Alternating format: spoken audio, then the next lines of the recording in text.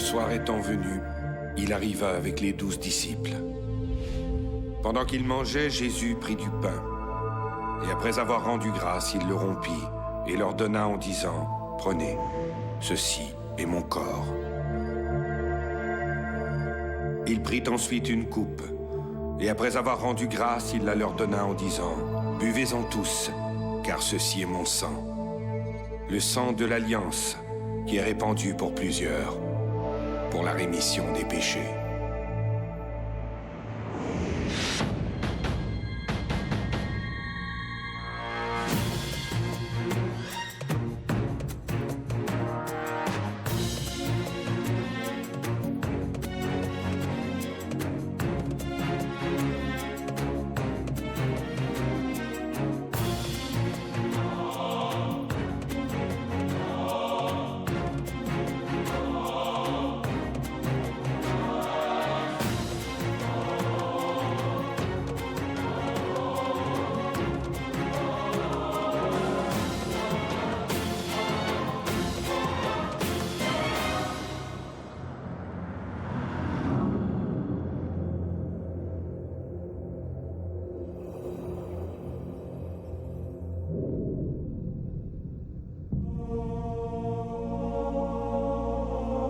La dernière scène, l'un des moments forts des évangiles.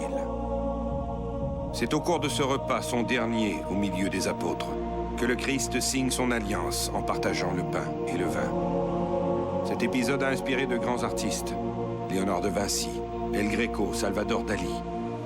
Et pour les amateurs de mystère et d'occultisme, c'est à ce moment qu'apparaît l'un des objets les plus mystiques qui soit, le Saint Graal. La coupe de la dernière scène. On a des témoignages dans la littérature celtique qui rappellent le Graal. Il n'y avait pas d'histoire de trésor lorsqu'il est arrivé. En fait, oui, il y avait des histoires de trésors. Il y en a toujours eu. Si nous pouvions lire à travers les légendes, nous verrions que toutes les routes mènent au Saint Graal. En autant que je sache, il n'y a pas encore de Saint Graal à découvrir. C'est totalement risible. En 2003, Dan Brown publie Le Code Da Vinci, où il propose une interprétation peu connue, mais déjà très controversée du Saint Graal. Le livre propulse à nouveau la quête millénaire du Saint Graal à l'avant-scène de l'actualité. Dans sa version chrétienne, le Graal est le contenant qui a servi à nourrir les disciples lors de la dernière scène et également à recueillir le sang du Christ. Il y a plusieurs versions sur le Graal. Le Graal, c'est la coupe verte que Jésus tenait à la Seine. Il y a aussi la pierre verte, l'émeraude de Satan, qu'il perdit lorsqu'il combattit Jésus. Cette émeraude tombant sur la terre devient calice. C'est le calice, c'est l'émeraude verte de Satan, la pierre verte de Satan. Et puis il y a, sur le côté symbolique, il y a, c'est la connaissance. Voilà, le Graal, c'est la connaissance. L'interprétation la plus intrigante et la plus mystérieuse consiste à dire qu'il s'agit d'une personne et non pas d'un objet. Et cette personne, c'est Marie-Madeleine. Elle et Jésus étaient mariés. Et cette vérité fut supprimée, comme le fut la vérité au sujet de leur jeune famille. Après la crucifixion, le fidèle Joseph d'Arimathie amena Marie-Madeleine, épouse du Christ, dans le sud de la France, où elle fut protégée et entretenue par d'honnêtes et bonnes gens. Ses enfants, fils de Jésus, peut-être une fille aussi, se marièrent dans la famille royale des Mérovingiens. Mérové, le mystérieux Mérové doublement né, tel qu'il est connu dans les mythes anciens, fut à l'origine de cette fameuse et mystérieuse lignée royale française. Personne ne sait exactement ce qu'est le Saint Graal, Certains disent que c'est le calice où a bu le Christ lors de la dernière scène, d'autres disent qu'il s'agit de l'assiette dans laquelle il aurait mangé, d'autres croient que c'est la connaissance universelle, d'autres qu'il s'agit de la vie cachée du Christ. Rien n'a été prouvé, rien n'a été trouvé. Coupe sacrée, connaissance universelle ou descendance de Jésus-Christ? Vers quelle avenue diriger mes recherches? Mon premier réflexe est de me rendre là où s'est déroulée la dernière scène, Jérusalem.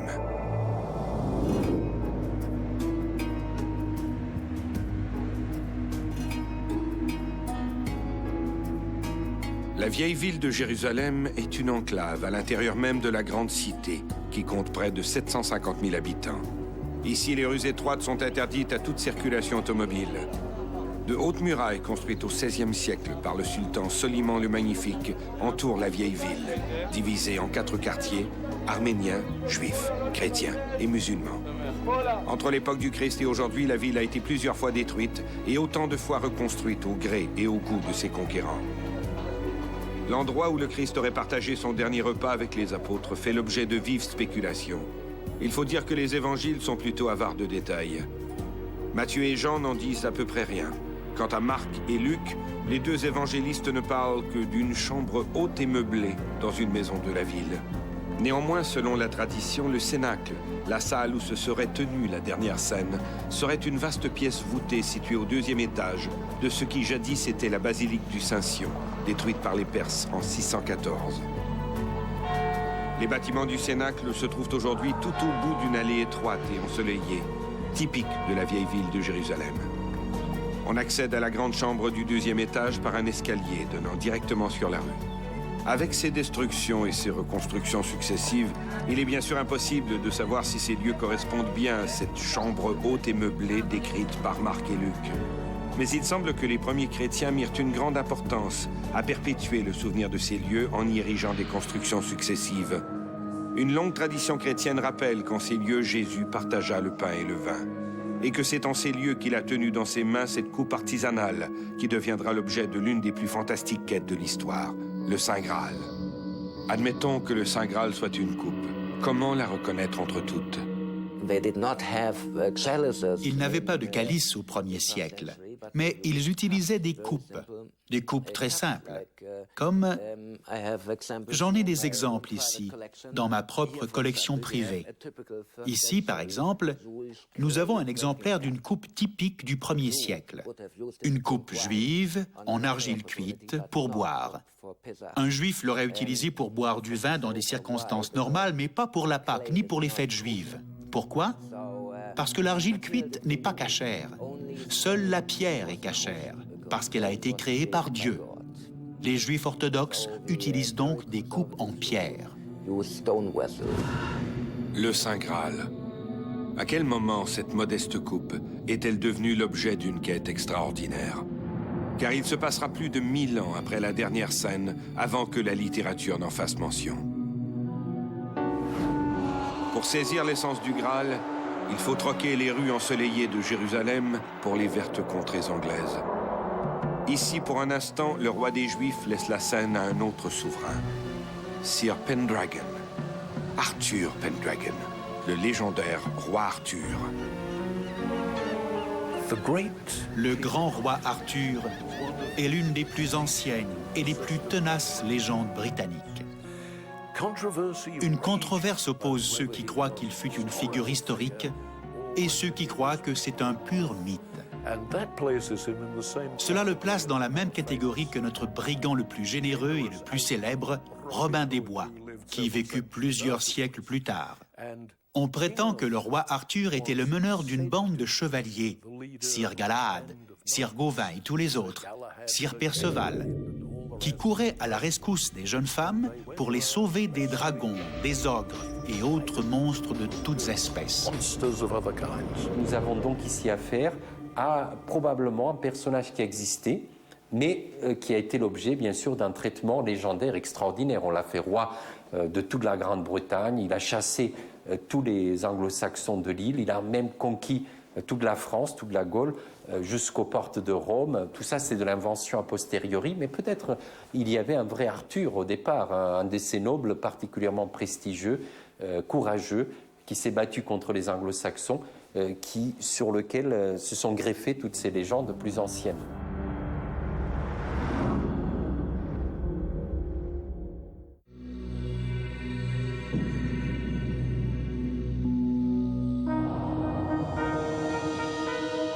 C'est dans l'un des volets de son épopée des Chevaliers de la Table Ronde, écrite dans la deuxième moitié du XIIe siècle par Chrétien de Troyes, qu'apparaît le légendaire roi Arthur à la quête du Saint Graal.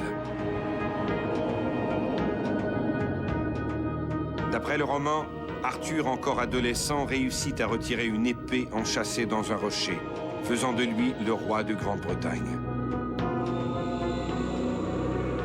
Une fois couronné, Arthur charge ses plus courageux compagnons, les légendaires chevaliers de la Table Ronde, de retrouver le Graal.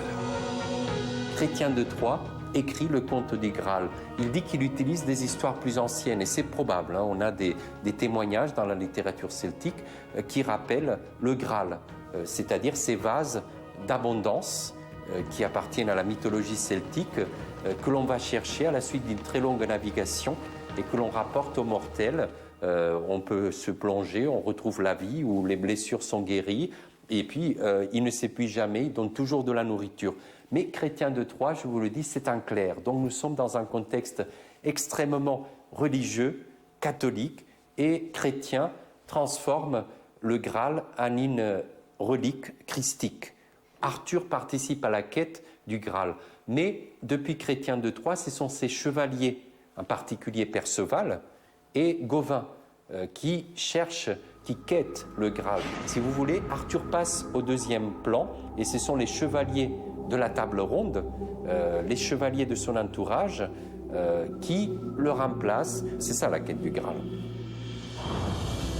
Selon le roman, seul Galahad, le plus pur de ses chevaliers, parviendra à s'approcher du calice sacré.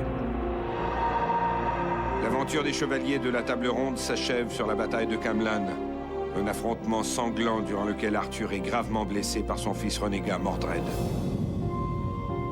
Agonisant, le roi est amené dans l'île d'Avalon, où il s'éteint. Quant au Graal, le récit de Chrétien de Troyes est resté inachevé, avec la mort prématurée de l'auteur, laissant le Graal dans un flou à la fois historique et géographique. Glastonbury, dans le Somerset, est un lieu incontournable sur les traces du roi Arthur. On raconte que ces lieux seraient la légendaire île d'Avalon. Qui plus est, à en croire une vieille tradition celtique, c'est aussi à Glastonbury que le Graal aurait été dissimulé. On prétend qu'au lendemain de la Passion du Christ, Joseph d'Arimathie, celui-là même qui utilisa le Graal pour recueillir le sang de Jésus, aurait fui Jérusalem, emportant avec lui la précieuse relique. Joseph d'Arimathie aurait débarqué à Glastonbury, où il aurait érigé une petite chapelle. C'est quelque part sur ces terres qu'il aurait ensuite dissimulé le Graal. À Glastonbury, la plus célèbre abbaye de Grande-Bretagne aurait été construite selon une légende celtique sur les ruines de la chapelle de Joseph d'Arimathie.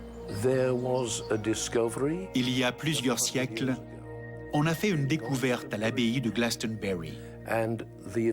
Enterré à 15 pieds de profond, soit 2 fois la profondeur habituelle d'une sépulture normale, un cercueil de chêne portait l'inscription suivante. Ici repose le roi Arthur et sa deuxième épouse, Guenièvre. Après cette découverte, les dépouilles furent déplacées et inhumées de nouveau en 1278 à l'intérieur de l'abbaye. Aujourd'hui, 2 plaques commémoratives rappellent les lieux de cette découverte. Quant au Graal, il existe, à proximité des ruines de l'abbaye, un puits appelé Puits du Calice. C'est ici que Joseph d'Arimathie aurait jeté le Graal. Rien pourtant ne semble indiquer qu'il ait jamais été trouvé à cet endroit. Si le Graal que je cherche n'est plus au fond de ce puits, et s'il est toujours caché quelque part, il me faut chercher ailleurs.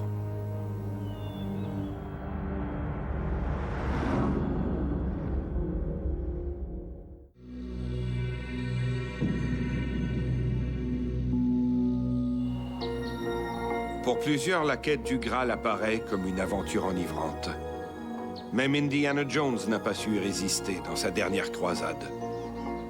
Si le Graal existe, à quoi peut-il ressembler? Que faut-il chercher au juste? Et où chercher? Graal est un mot d'espagnol ancien qui désigne un contenant pour boire. Alors le mot lui-même nous indique que la légende du Saint Graal doit provenir d'une région où un outil qui sert à boire s'appelle Graal, donc l'Espagne, la péninsule ibérique. Dans la grande cathédrale de Valence en Espagne, les visiteurs peuvent voir une remarquable relique. Il s'agit d'une petite coupe en pierre qui, au fil du temps, a été remontée sur un magnifique pied en or et serti de pierres précieuses. Un demi-siècle avant que ne soit écrite la première version de Perceval, existait un document qui décrit le calice de pierre utilisé lors de la dernière scène. Ce document était dans un monastère du nord de l'Espagne, San Juan de la Peña, au pied d'une montagne appelée Mont Salvatores, ou en dialecte occitan, Mont Salvache. Curieusement, Mont Salvache est le nom que porte le grand château dans Perceval. Maintenant, si vous êtes attentif aux descriptions, aux détails topographiques et aux éléments de narration qui dépeignent l'allure du château, vous constaterez qu'ils sont identiques au monastère de San Juan de la Peña. En 1339, le Graal fut emporté de San Juan de la Peña à Saragosse d'abord, puis à Barcelone et à Valence. Aujourd'hui, on le vénère toujours dans la chapelle du Graal, la chapelle du Saint-Calice, dans la cathédrale de Valence, où vous pouvez le voir à volonté. Quand vous irez à Valence, vous verrez l'authentique Saint Graal, et je peux le prouver, parce que dans sa première version du Saint Graal, dans le Parsifal de Wolfram von Eschenbach, il mentionne une mystérieuse inscription sur le Graal, et il donne son nom au Graal, Lapsit Exilis. Étonnamment, en écriture koufique, sur le pied du Saint Graal original qui se trouve à la chapelle du Saint Graal de Valence, en écriture koufique donc, vous avez cette inscription Al Lapsit Exilis, exactement l'inscription citée par von Eschenbach. Si la coupe de Valence semble en effet datée de l'époque du Christ, si cette coupe ressemble de manière fidèle à celle décrite dans les légendes arthuriennes, s'agirait-il alors du vrai Graal? Les premières traces écrites du calice de Valence remontent au Moyen Âge, époque où subitement une vingtaine d'églises revendiquaient la possession du Graal. Le calice de Valence est-il le Graal ou un Graal? La véritable histoire du Graal semble beaucoup plus ténébreuse, mais elle est invariablement associée à un groupe de nobles chevaliers, les Chevaliers du Temple, un ordre à la fois militaire et religieux créé en 1129 pour protéger les pèlerins sur la route de Jérusalem. Installés dans les ruines du Temple de Salomon, les chevaliers y auraient découvert de nombreux trésors fantastiques, dont le Saint Graal. Après avoir rapporté leurs trésors en Europe, les Templiers, qui relevaient directement du pape, auraient, contre toute apparente logique, transmis le Saint Graal aux Cathares, une secte mal vue de l'Église. Les Cathares étaient une autre secte religieuse de la France, surtout dans le sud de la France et en Italie du Nord. Ils croyaient en deux dieux. Ils croyaient en un dieu matériel qui n'était pas si bon, et ils croyaient en un dieu spirituel qui était essentiellement le dieu de l'amour. Ils croyaient que tout ce qui était matériel, incluant nous-mêmes, nos corps, tout ce qui était fait par l'humain ou par la nature, était essentiellement mauvais, malveillant, et que tout ce qui appartenait au monde spirituel était bon. Lorsque j'y repense, ils étaient probablement comme des hippies. Ils aimaient la paix, pratiquaient l'amour libre, ne croyaient pas au mariage, ne croyaient pas au travail, un monde idéal. Et ils avaient décidé de vivre cette vie pure. Donc, il y avait des divergences d'opinion dans la religion cathare, qui était une religion où on enseignait le côté religieux, mais d'une autre façon que l'Église, c'est-à-dire plus sévèrement et plus objectivement aussi. Cette vision du christianisme est vite jugée inacceptable par Rome. Conséquence, les Cathares, appelés aussi les Albigeois, sont déclarés hérétiques. En 1209, le chevalier Simon de Montfort, cantonné à Carcassonne, est chargé de mener une véritable campagne contre les Albigeois. à partir de la fin du XIIe siècle, Innocent III lance des appels au prince pour intervenir contre cette hérésie qui est dangereuse et qui est pire même que... C'est ça l'appel à la croisade, qui est pire que même les païens, et même pire que les musulmans. Et donc, c'est par ce biais qu'il peut faire intervenir, en fait, les princes, c'est-à-dire la force armée, comme une croisade contre les Cathares. Alors, en fait, Philippe Auguste, qui est le roi de France à l'époque, ne considère pas qu'il a le droit ou qu'il est habilité d'intervenir, mais il permet ensuite au baron du Nord, comme on appelle ensuite, de faire cette croisade à partir de 1209, et qui se termine seulement... Il y a plusieurs vagues en 1229 par le traité de Paris-Meaux, beaucoup plus tard. Ainsi, le Saint Graal, confié aux Cathares pour des motifs nébuleux, se retrouve à nouveau au cœur d'une croisade, en terre chrétienne cette fois, dans le sud de la France. Les Cathares, au fur et à mesure de leur fuite, cacheront successivement la précieuse relique dans divers châteaux cathares. Ce n'étaient pas des châteaux cathares. C'était des châteaux languedociens dans lesquels les Cathares se sont réfugiés. Certains appartenaient à des Cathares, des seigneurs qui s'étaient convertis au catharisme. D'autres appartenaient à des familles qui étaient orthodoxes pour la plupart, et dont quelques membres seulement avaient adhéré au catharisme. Pourchassés par les croisés mandés par le pape, les Cathares auraient donc caché les trésors de leur foi, dont le Graal, dans plusieurs hauts lieux.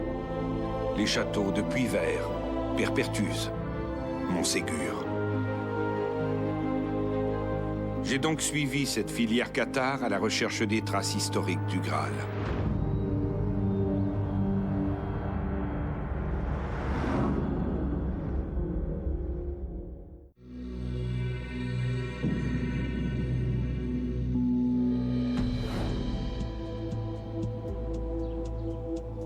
La première attaque par les forces catholiques contre les Cathares eut lieu au château de Puyvert. Juché sur une élévation rocheuse au sommet de la colline qui domine à l'est le village du même nom, le château de Puyvert s'élève au-dessus du paysage et se dresse en plein cœur de ce qui était jadis le pays cathare. À l'automne 1210, les hommes de Simon de Montfort s'emparèrent de Puyvert. Ils firent un inventaire des lieux. Si le Graal s'y trouvait, il n'y était plus. Après la chute de Puyvert, les Cathares ont fui, en quête d'un nouveau havre de paix. L'une de ces oasis était la forteresse de Perpertuse, juchée sur une crête rocheuse à 800 mètres d'altitude. En 1240, le château de Perpertuse tombe à son tour aux mains des forces françaises. Lorsque les hommes du roi investissent les lieux, nulle part ils ne trouvent le légendaire Graal, sans doute emporté sous des cieux plus cléments. Un petit groupe de Cathares ont fui les persécutions après la chute de Puyvert et la prise de Perpertuse pour se réfugier à Montségur. Les gens qui s'étaient réfugiés à Montségur, le siège a duré 9 mois. Mais vous avez un siège de 9 mois comme ça, bon, ils ont résisté tant qu'ils ont pu. Donc ça marque le siège, ce siège marque la résistance cathare par rapport à l'envahisseur. La forteresse de Montségur, qui se dresse sur un piton rocheux de 1200 mètres, est quasi inaccessible. L'endroit est si imprenable qu'il faudra 3 sièges pour en déloger les habitants. Mais à Noël 1243, une poignée de croisés réussissent à monter jusqu'à la forteresse, où ils se rendent maîtres de la tour de guet. C'est le début de l'assaut. Pendant 3 mois encore, les Cathares vont résister. Mais le 1er mars 1244, Pierre-Roger de Mirepoix, le seigneur de Montségur, se voit forcé de négocier la reddition de la place forte. Plus de 200 Cathares qui refusent de renier leur foi sont brûlés sur le bûcher. On sait que les Cathares, visiblement, étaient au courant de leur arrestation imminente.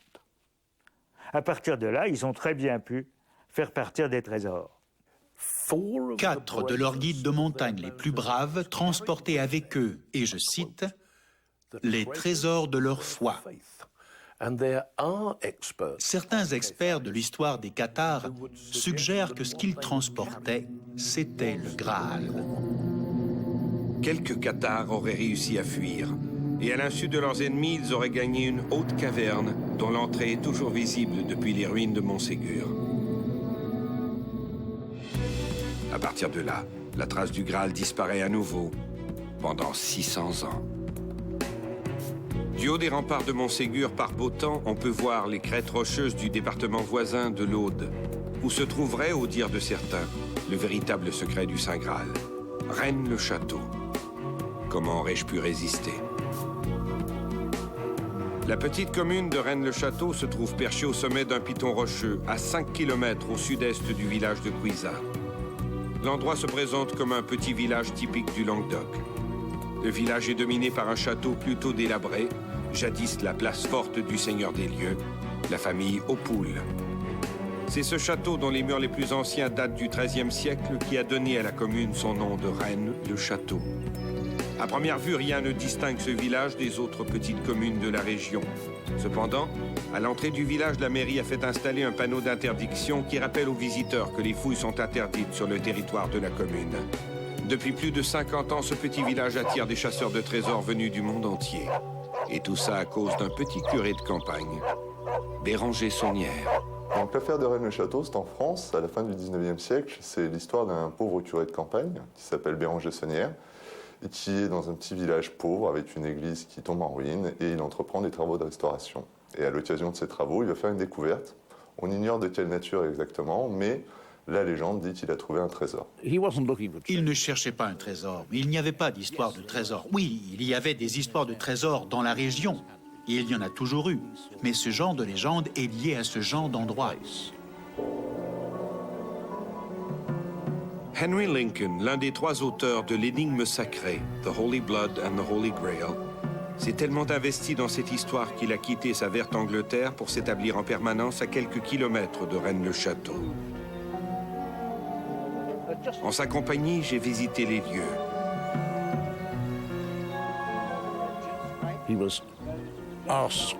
On lui a demandé de chercher quelque chose dans l'église. Probablement une demande de la famille des Habsbourg. Et ce sont eux qui ont financé le travail qu'il a fait. Lorsqu'il a décidé de restaurer l'église, l'argent lui a été fourni par la comtesse de Chambord, épouse d'un prétendant à la couronne de France. Certains documents qui avaient de la valeur pour la famille des Habsbourg avaient été perdus à l'époque de la Révolution française. Pas vraiment perdus, mais cachés. Et on savait qu'ils étaient dissimulés quelque part dans l'église. Le parfait alibi pour justifier la présence de quelqu'un qui creuse dans l'église n'est-il pas d'avoir le curé de la paroisse qui restaure le bâtiment? C'est ainsi que cette histoire de trésor a commencé à se développer. Avec l'aide de quelques paroissiens, Saunière entreprend de rénover l'église. En juillet 1887, en déplaçant la pierre d'autel, des maçons mettent à jour 2 piliers visigoths. La rumeur d'un trésor s'est tout de suite répandue lorsqu'il fit la découverte.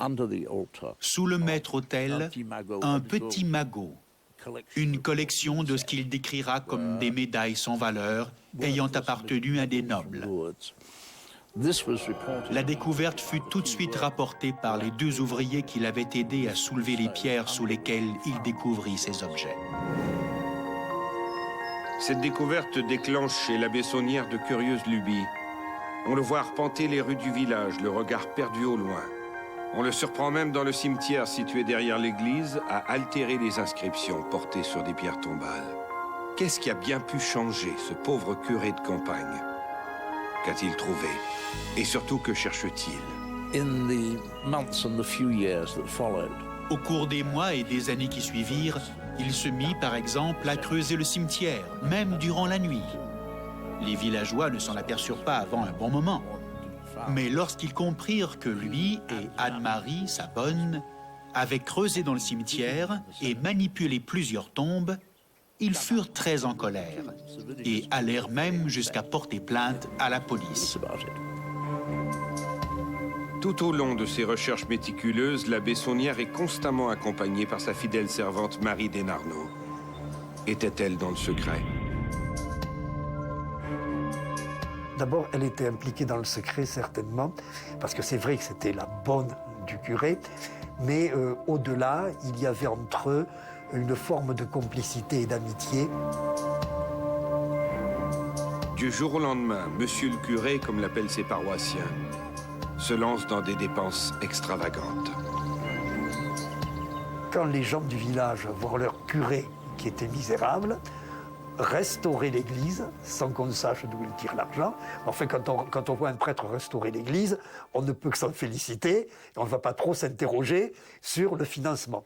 Mais quand ensuite ce prêtre achète des terrains, fait bâtir des maisons et même une tour, aménage des jardins, commande son rhum jusqu'en Jamaïque, évidemment on se pose des questions. Ce n'est quand même pas avec des messes, même s'il avait augmenté de 10% pour sa messe, qu'il aurait pu régner sur un trésor comme celui-là.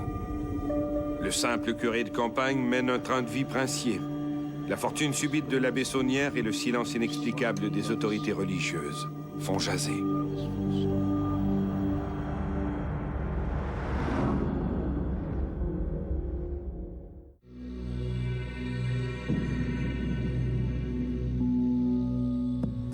Face au mutisme de l'Église, plusieurs allèguent que l'abbé Saunière n'avait pas trouvé un trésor, mais un secret, ou un objet précieux qu'il aurait monnayé avec les autorités religieuses. S'agirait-il du fameux Graal, dont la trace s'était évanouie dans la région 600 ans plus tôt? On nous dit qu'on a trouvé un grand et un petit parchemin. Le grand et le petit parchemin sont probablement des faux, très bien faits, je dirais des vrais faux, probablement fabriqués par le marquis de Cherizet, qui savait beaucoup de choses. Et lorsqu'on dit que ces manuscrits sont faux, peut-être sont-ils faux, mais ils sont construits avec des éléments historiques authentiques. C'est ce qui fait leur valeur, c'est que même si on part sur un élément faux, il y a une piste qu'on remonte qui est historique, archéologique et tangible. Et c'est cette piste qu'a trouvée Béranger Saunière. Après le don de la marquise de Chambord, la comtesse de Chambord, pardon, qui lui donne une première somme d'argent, il entame des travaux. On peut supposer qu'en entamant ces travaux, il va commencer à découvrir quelque chose. Et c'est cette découverte qui va le rendre immensément riche, puisqu'on estime sa fortune à l'équivalent d'1 milliard de nos centimes de francs anciens, ce qui fait quand même quelque chose de colossal. Il semble que ce soit les Habsbourg qui lui fournissaient l'argent. Et il y a certaines preuves. Il avait préadressé des enveloppes, un bon nombre d'enveloppes, à l'adresse d'une banque à Budapest. Budapest était la capitale du royaume des Habsbourg, qui le payait sur son compte en banque. Si l'abbé Saunière partait pour de mystérieux voyages pendant lesquels il était absent du village pour des périodes d'environ 1 semaine, on croit qu'il se rendait à Budapest pour en rapporter de l'argent comptant pour vivre de cet argent. Mais lors du déclenchement de la Première Guerre mondiale en 1914, il commença à avoir des problèmes d'argent. Il ne pouvait plus se rendre à Budapest et l'argent devenait un problème. Et avant que la guerre ne se termine, il était mort. L'abbé Saunière s'éteint le 22 janvier 1917. Il lègue tous ses avoirs à Marie Desnarnaud, sa fidèle et dévouée servante. C'est ici que Saunière passa les dernières années de sa vie. Mais c'était un homme dérangé et très inquiet. C'est ici qu'il s'est tiré un coup de fusil. Il est tombé dans la porte d'entrée, là. Puis, il s'est traîné sous le porche et c'est là que Marie l'a trouvé. Il a agonisé quelques jours, puis il est mort. C'est ici qu'il a passé les dernières années de sa vie. C'était son bureau, sa bibliothèque. Durant toutes ces années passées à Rennes-le-Château, l'abbé Saunière a volontairement parsemé son domaine de plusieurs indices, menant, pense-t-on, au trésor de Rennes-le-Château, peut-être même au Saint Graal. Pourquoi nous a-t-il laissé ces bizarres indices? Pourquoi ne pas avoir tout avoué? Que savait-il que nous ne savons pas? Et nous devons nous poser la question, qu'a-t-il dit lors de sa dernière confession? Le prêtre qui l'a entendu a refusé de lui donner l'absolution.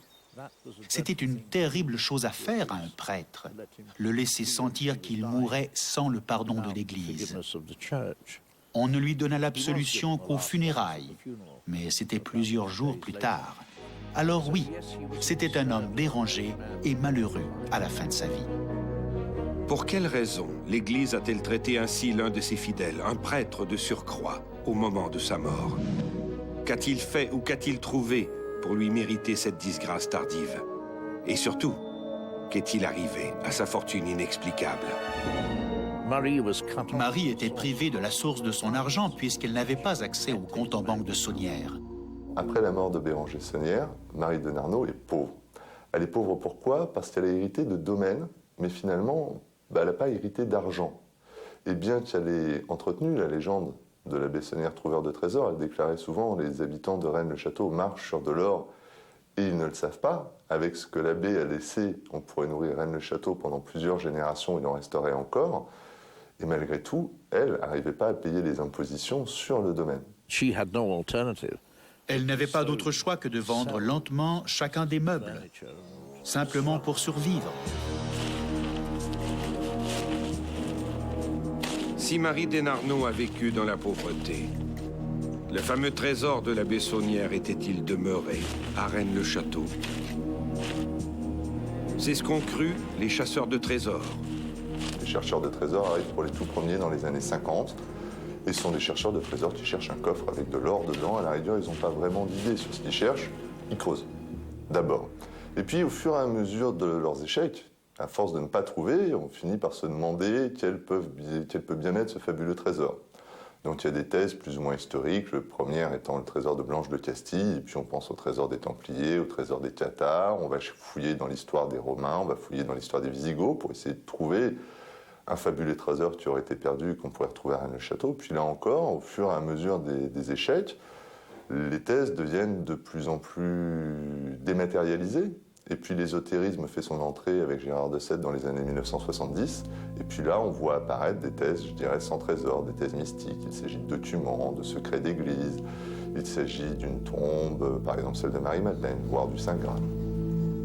Tous les indices laissés apparemment par l'abbé Saunière, des codes secrets dissimulés dans la géométrie de ses constructions et dans la décoration de son église, ont été la base de nouvelles recherches. Pour plusieurs, ces indices ne demandent qu'à être déchiffrés. Alors l'idée que l'abbé Béranger Saunière ait pu laisser des indices dans son église ou ailleurs date essentiellement, a été vulgarisée par Gérard de Sède. Et Gérard de Sède s'appuie beaucoup sur la décoration de l'église, qui est une décoration très riche.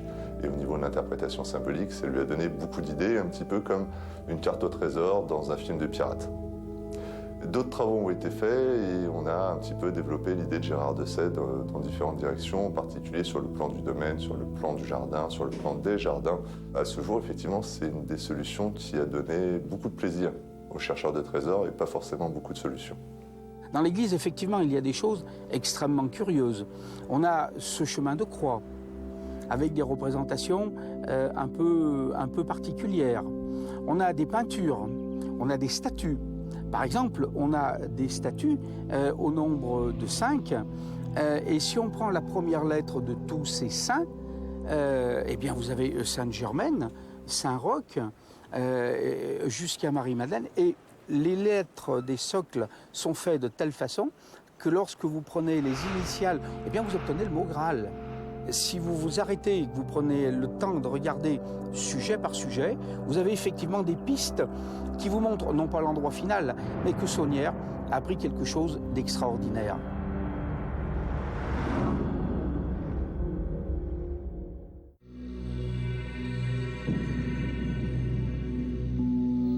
Gérard de Sède publie L'Or de Rennes ou la vie insolite de Béranger Saunière, curé de Rennes-le-Château, qui hisse le petit village au rang d'énigme nationale et attire des chasseurs de trésors. 13 ans plus tard, 3 auteurs anglo-saxons publient l'énigme sacrée. Pour eux, le secret de la Bessonnière serait plutôt relié au Graal. Les auteurs affirment que les mots saint et Graal seraient en réalité une déformation de l'expression sang royal et désigneraient une descendance née de l'union de Jésus de Nazareth et de Marie-Madeleine. En 2003, l'auteur américain Dan Brown publie Le Code da Vinci. L'ouvrage se hisse aussitôt en tête des best-sellers. Dans le roman, un spécialiste des symboles religieux, l'américain Robert Langdon, découvre que le conservateur du musée du Louvre à Paris, Jacques Saunière, est à la tête d'une mystérieuse organisation, le Prieuré de Sion, une puissante confrérie chargée de protéger un secret, susceptible d'ébranler les bases de la chrétienté. À savoir que Jésus de Nazareth a eu un enfant, né de sa relation avec Marie-Madeleine, et que de cet enfant découle une généalogie christique, le Saint Graal. Le prieuré de Sion serait une confrérie fondée en 1099, selon ce que racontent de mystérieux documents découverts au début des années 1960, aux archives de la Bibliothèque nationale de Paris. On y retrouve des feuillets dactylographiés renvoyant à des références historiques, des manuscrits codés, qui seraient des facsimilés de ceux découverts par la Bessonnière à Rennes-le-Château, ainsi qu'une liste des dirigeants du prieuré de Sion depuis sa fondation, incluant des personnages illustres comme l'alchimiste Nicolas Flamel, Nostradamus, Léonard de Vinci. Et le dernier nom de cette liste est Pierre Plantard. Pierre Plantard avait envie qu'on parle de Pierre Plantard. Et il s'est jeté sur Rennes-le-Château pour essayer d'en tirer profit, essayer de se mettre en avant. Et donc Pierre Plantard, lui, s'est accroché à l'hypothèse du secret. Et le secret, dont nous n'avons pas encore parlé, c'est que Jésus s'était marié avec Marie-Madeleine, qu'ils avaient eu des enfants, que ces enfants avaient régné sur la France et que Pierre Plantard était le dernier descendant. Donc Pierre Plantard se présentait comme ayant à la fois le sang du Christ et le sang royal coulant dans ses veines. Et pour faire valoir ses idées, y compris d'ailleurs sa candidature au trône de France, il a monté une association qu'il a appelée le Prieuré de Sion. Et l'association avait pour but l'entraide des membres. Ça n'était donc nullement une société secrète. Sur le prieuré de Sion, il peut y avoir beaucoup d'élucubrations. J'ai cru comprendre que sur Léonard de Vinci ou sur d'autres sujets, Marie-Madeleine, le Christ, il pouvait y en avoir beaucoup. Mais c'est pas ce qu'on demande à un roman. Ce qu'on demande à un roman, c'est de faire rêver les gens. Et le Da Vinci Code a fait rêver tout le monde.